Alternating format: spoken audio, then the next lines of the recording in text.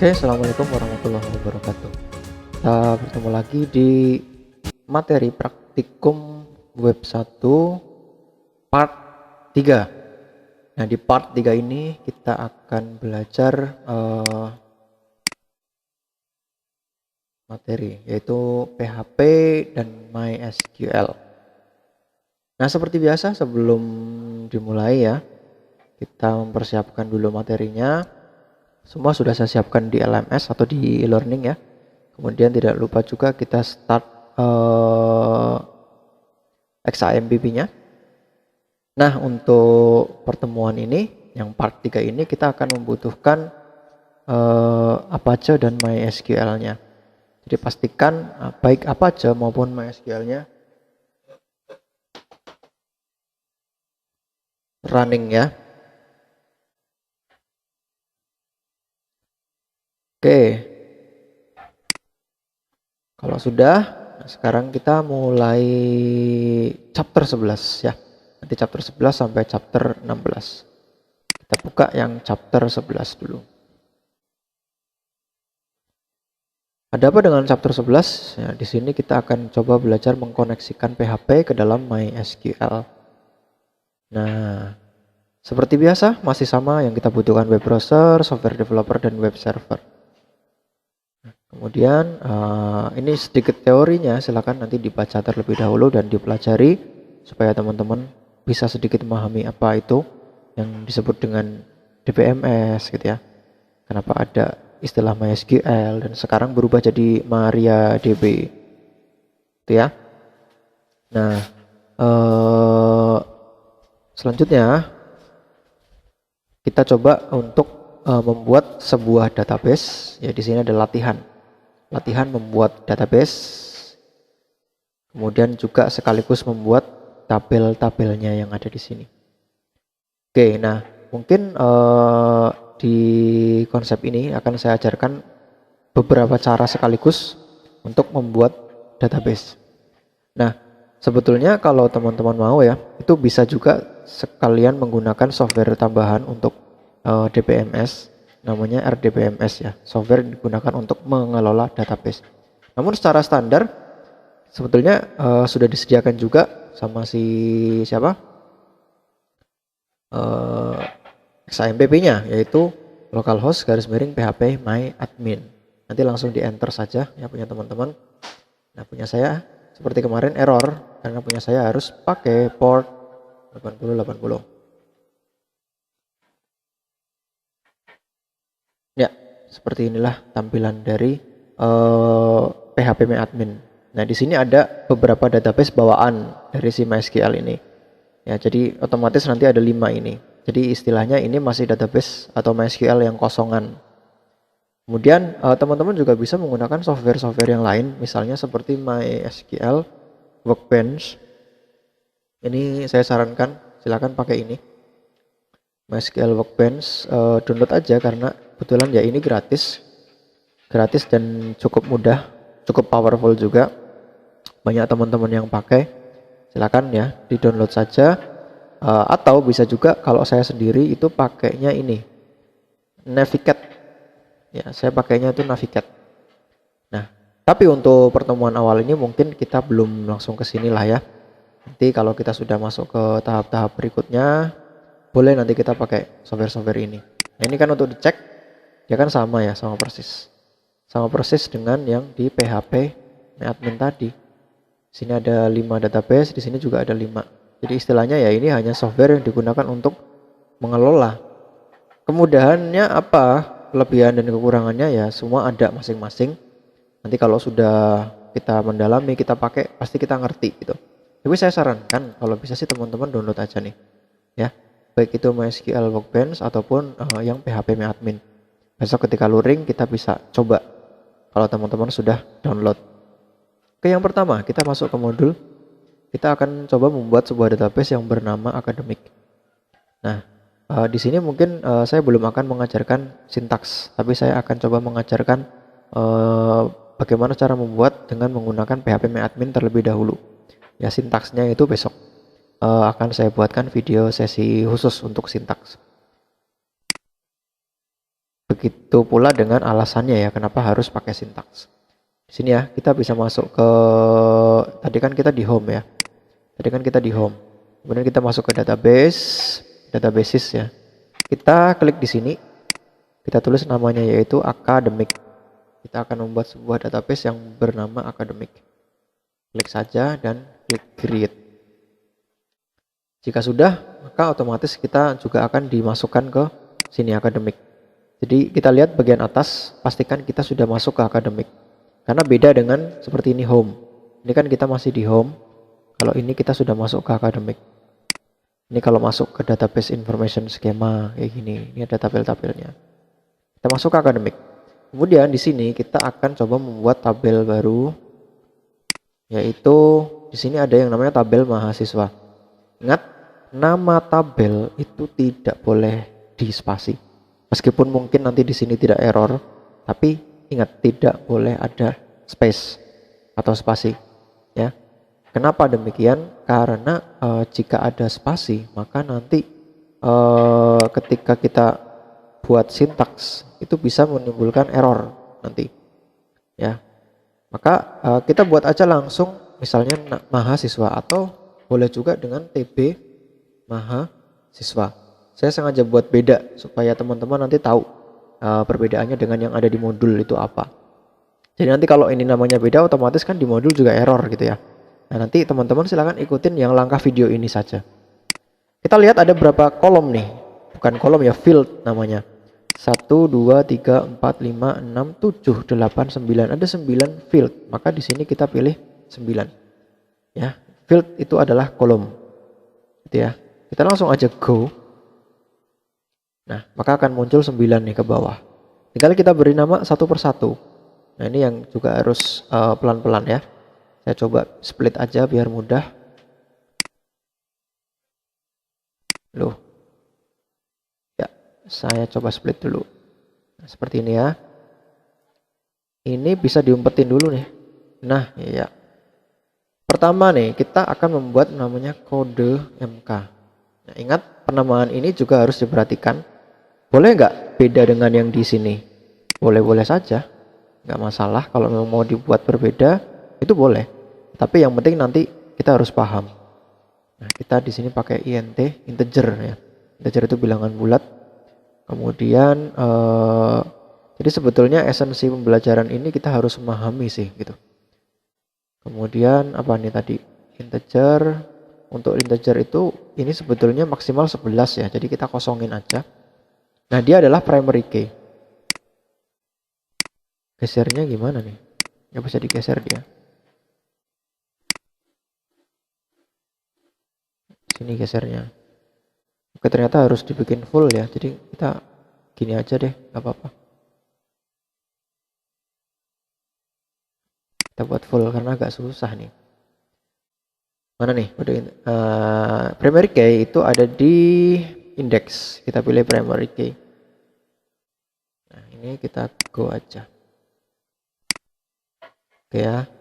Kemudian wait, mana tadi? Tabel mahasiswa. Kok kode MK ya? Tadi kan tabel mahasiswa ya, harusnya ini NIM dong. Sorry ya. Ini NIM atau NPM. Nah, di sini kan dia integer 30. Nah, ini kan salah ya. Kita juga sekaligus belajar memahami ini. NIM itu atau NPM itu kan 9 digit angka. Memang dia angka, tapi dia bukan angka yang untuk diolah atau digunakan untuk rumus-rumus aritmatika. Ya. Beda dengan misalnya ada jumlah barang gitu ya. Ada stok barang, nah mungkin itu dia akan dijumlah dan dikurangi gitu. Tapi NIM dia bukan untuk operasi aritmatika, maka kita pakai saja char. Ya, di sini kita pakai tulis aja C, char. Berapa nih lengthnya? 9, karena NPM pasti 9 gitu kan. Kayak nomor KTP, dia kan pasti 16. Ya udah kita isi dengan pasti aja. Ya, dia primary key. Gitu ya. Jadi sekaligus membetulkan apa yang ada di modul ini belum tepat. Lanjut, program underscore studi. Ini dia pakainya varchar 50. Apa perbedaan char dan varchar saya jelaskan besok ketika luring. Ya, akan saya jelaskan. Tadi 30 ya. Program studi 30. Saya rasa kalau program studinya nanti tidak disingkat ya, misalnya 50. Seperti TI, TE gitu ya. Misalnya kayak teknik pengendalian pencemaran lingkungan itu kan ada banyak ya, maka dia butuh 50 digit. Jadi 50 ini artinya dia nanti kapasitasnya maksimal 50 digit. Nah, berikutnya ada nama. Nama juga mungkin 50 ya, karena ada beberapa orang yang namanya lebih dari 30 gitu kan. Tapi kalau lebih dari 50 kayaknya jarang. Ada tempat lahir, itu varchar 75. Tempat underscore lahir, ingat tidak boleh ada spasi ya. Varchar. Tadi berapa? 75 ya. Banyakan sebenarnya. Tempat lahir kan paling cuma nama kabupaten gitu kan. Buat 50 nggak apa-apa. Jadi kita sambil menganalisa. Tanggal underscore lahir, dia pakainya date ini, dan pilih date. Nah kalau date ini length-nya kosongin aja. Kemudian ada agama, varchar 35. Nah ini juga saya ajarkan sedikit ya. Agama itu kan sudah hampir bisa dibilang pasti dan jarang berubah. Jika punya nilai yang pasti dan jarang berubah dan itu sedikit, maka lebih baik disarankan kita pakai enum. Nah, di dalam enum ini kita bisa kemudian langsung saja mengisikan gitu ya. Setnya ada apa saja. Misal yang pertama ada Islam, Kristen, gitu ya, Katolik, Hindu, kemudian add value, Buddha, terus satu lagi apa sih? Konghucu ya. Satu lagi Konghucu. Saya nggak tahu deh namanya ya, kalau salah mohon maaf ya kalau nulisnya salah. Kemudian di go aja. Jadi nanti field agama hanya bisa diisi dengan ini. Jadi tidak bisa diisi dengan yang lain, itu namanya enum. Ya. Itu contohnya seperti itu. Kayak misal jenis kelamin deh. Jenis kelamin itu juga sama sebenarnya. Dia cukup pakai enum. Nah, di sini ada nggak? Oh, ada. Setelah tanggal lahir itu adalah jenis kelamin. Nah, ketinggalan. Loh, itu kebalik nggak apa-apa, Pak? Nggak apa-apa, nggak masalah. Ya. Nanti ketika kita memanggilnya di PHP, kita bisa merestruktur ulang. Jadi kita bisa urutkan lagi, kita ulang lagi. Ini juga sama nih. Kita pakai aja enum gitu. Karena memang pasti fix kan, laki-laki dan perempuan gitu. Tidak ada jenis kelamin yang ketiga. Kemudian lanjut. Berikutnya ada alamat, itu varchar, kemudian foto, blob. Alamat itu varchar mana nih? Varchar berapa tadi ya? 150.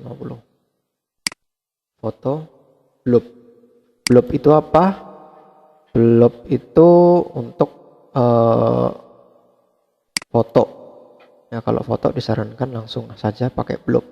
Kalau sudah, kita save aja langsung di sini. Kita lihat ada error atau enggak. Oke ya, dia enggak ada error. Sudah seperti ini. NIM char 9 prodi varchar 50 dan seterusnya. Ya. Ini sudah jadi. Kemudian nah di sini kita diminta lagi untuk membuat tabel dosen, tabel mata kuliah, tabel nilai mahasiswa dan seterusnya. Silakan teman-teman buat, karena nanti ini videonya jadi kepanjangan kalau saya buat semua. Ini saya skip aja. Jadi nanti langsung saya buat sekalian. Caranya gimana? Kembali lagi ke sini nih. Database akademik ini. Klik di sini. Ya. Kemudian buat lagi satu tabel baru, yaitu di sini. Misal tadi apa? TB dosen. Terus fieldnya itu ada berapa? Ya, ini dihitung sendiri dan seterusnya, silahkan dibuat. Nanti videonya jadi kepanjangan soalnya. Oke ya. Anggaplah nanti saya sudah membuat semuanya. Ini saya skip videonya nanti. Nah, kalau sudah, ini kan buat database-nya. Sekarang kita coba lanjut ke chapter 12, yaitu koneksi PHP dan MySQL. Itu harus dikoneksikan ya antara database dengan interface-nya. Maka yang pertama, kita buat file ini. Ini namanya file koneksi. Mungkin bukan yang ini ya. Kita coba langsung aja yang sudah benar. Nah, yang ini nih. Ini koneksi. Kita copy saja seperti kemarin. Kita masuk ke Sublime, buat folder baru, yaitu chapter apa ya kemarin? Malah jadi hilang nih. Kehapus. Wait.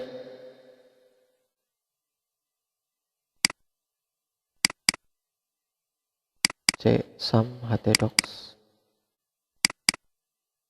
Kemudian praktikum web 1 ya. Oke. Kita buat chapter baru, new folder. Chapter 12. Kemudian new file, dikasih nama koneksi.php. Ya, sudah. Kita lanjut ke modul. Kemudian koneksi ini bisa dicoba dengan cara kita masuk ke localhost seperti biasa ya kemarin ya. Jangan pakai 8080 ya untuk teman-teman. Langsung aja garis miring praktikum web 1. Ini udah ada. Chapter 12, kita cek koneksi. Nah, di sini akan terjadi error, yaitu call to undefined MySQL connect. Jadi dia tidak bisa mendefine atau mendefinisikan si MySQL connect. Nah, ini akan saya kasih tahu ya. Kenapa terjadi seperti ini? Karena sebenarnya bisa aja sih modulnya saya revisi. Tetapi kalau direvisi dan langsung benar, kita malah nggak dapat esensi pembelajarannya. Jadi sebenarnya ini terjadi karena versi dari ini, modul ini pakai versi yang PHP 5 ini, PHP 5. Maka PHP 5 dia pakainya MySQL Connect, sedangkan yang PHP 7 sekarang dia sudah hanya mengenal yang MySQLi Connect. Jadi di sini ada i-nya, MySQLi Connect. Tapi kita tidak bisa juga sembarangan apa ya istilahnya mengubah, kecuali kita benar-benar udah tahu strukturnya. Sebenarnya saya juga sudah tahu, cuma akan lebih mudah dan lebih gampang kalau kita convert aja. Ya, jadi kita googling aja konversi MySQL to MySQLi. Ini. Nah, pakai mana ya yang paling enak ya? Cool. Ini pakai yang ini deh. Saya biasanya pakai yang ini. Cool. Seabris Computers. Ya. Kita pastekan di sini. Nah, ini juga yang harus dipahami, kita itu sedang membuat yang bukan OOP ya, tapi struktural atau prosedural. Maka kita pakai yang prosedural. Kita coba convert. Oke. Nah, ini hasilnya seperti ini. Kita tinggal copy aja atau klik aja copy to clipboard. Bedanya apa dengan yang object oriented? Ada sedikit perbedaan, yaitu di struktur penulisannya. Kalau object oriented itu lebih pakai yang kayak gini nih. MySQLi strip kayak gini, select db. Nah, biasanya ini lebih cocok kalau dipakai kalau kita pakai framework seperti CodeIgniter, Laravel gitu ya. Tapi karena kita masih pakai yang native, kita pakai prosedural. Nah, ini ditimpa aja di copy seperti ini. Ada sedikit perbedaan di sini. Oke. Itu ya. Nah, kemudian di sini biarkan saja localhost, kemudian root ya, username-nya itu kan root, passwordnya kosong, itu secara default. Kecuali kita sudah ubah, kita otak-atik phpMyAdmin kita atau MySQL kita. Akademik dia merujuk pada nama database-nya. Tadi kan kita buat database-nya namanya akademik. Ya, oke. Jadi kalau dari awal nih kita ngasih nama database-nya udah salah, misalnya bukan akademik gitu ya, kita coba buka. Maka kita harus samakan juga di sini namanya gitu. Akademik 1, akademik 2 misalnya kayak gitu. Ini kan udah ya. Coba kita tes apakah dia masih error atau tidak. Nah, nih, use of undefined, lagi-lagi masih ada undefined konstan, tapi ini konstanta. Kalau konstan ini udah enak, udah jelas nilainya nilai yang fix. Nah, itu di sini nih. Dia nggak bisa ngebaca si akademiknya ini karena belum dikasih string, si petik. Nah, kalau sukses ya seperti ini, dia nggak muncul apa-apa gitu. Tapi kalau error, misalnya nih akademik namanya salah kayak gini, maka dia akan muncul error, database-nya tidak ada, silakan cek kembali. Tapi karena sudah benar database-nya ada, nggak muncul apa-apa karena di codingannya memang nggak ditulis apa-apa gitu. Oke ya, sampai sini udah jelas ya. Jadi ciri-ciri suksesnya adalah kita harus konversi dulu. Nanti ke belakang kita akan konversi terus semuanya supaya teman-teman juga paham.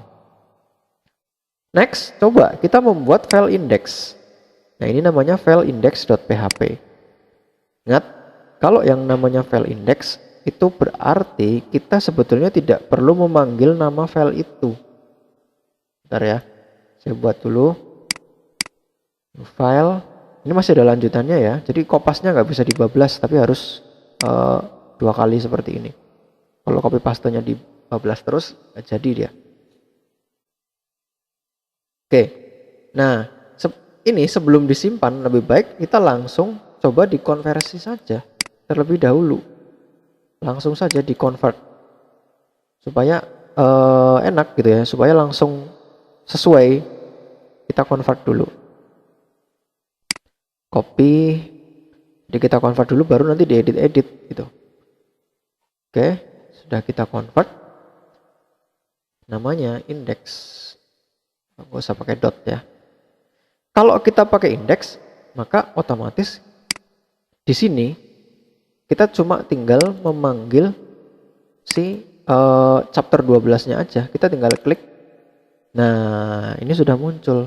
Ini kemarin udah dijelaskan ya, undefined ini ya. Undefined ini untuk menghilangkan ya, kita harus misah si file ini, form dengan file hasil. Nanti saya coba kasih tahu sekalian di video ini. Nanti kita coba pisah. Ini nih, ya. Udah jadi. Nah, sekarang kita mau coba ngetes apakah kalau kita mengisi data kemudian data itu nanti masuk nggak ke database. Jadi kita siapkan si tabel mahasiswa ini. Oke. Unsave, oke lah. Nah, kita lihat di sini datanya nih masih kosong. Belum ada datanya di bawahnya, ini harusnya kan ada kalau memang ada. Sekarang coba kita isi. Ini tabel apa nih? Tabel mata kuliah. Oke, saya pause dulu. Saya buat tabel mata kuliahnya dulu sebentar. Ctrl F10. Nah, lanjutkan ya. Di sini sudah saya buatkan tabel namanya TB mata kuliah, gitu ya. Kemudian kita browse. Ya, ini di sini dia masih kosong nih. Sekarang coba ya kita isi kode mata kuliah matematika semester 2 bobot 4 simpan. Ini karena belum ada validasinya, jadi nggak ada pesan error, pesan berhasil itu belum ada. Tapi kita cek di sini, kita refresh. Masuk nggak datanya? Ternyata nggak masuk. Kenapa datanya tidak masuk? Maka harus kita cek dulu. Ya, kita cek antara si codingnya ini ada di dalam database. Ya, kita cek yang ada di TB mata kuliah ini. Ya, kita cek apakah itu sama atau tidak.